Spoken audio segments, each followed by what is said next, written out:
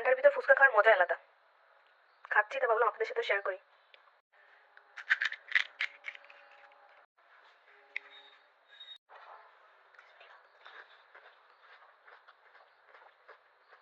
সেই স্বাদ। ঠিক আছে, আমি তো ফুচকা পছন্দ করেন আর কাটার দেখে লোভ লাগতেছে। এটা হলো আমাদের খুলনার অনেক পপুলার একটা জায়গার ফুচকা, দৌলতপুরের। কে কে চেনেন বা খান বলবেন। এর টকটাই অসাধারণ,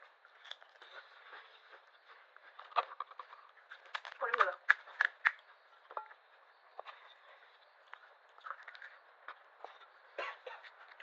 ডাল, তারপরে সালাদ, সবকিছু নিয়ে টকে ডুবাই, এই যে ভরপুর টক খাচ্ছি,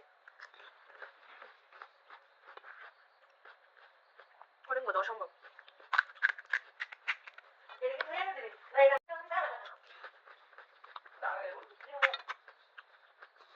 পুরো বেড়ে গেছে, পরে খাবো।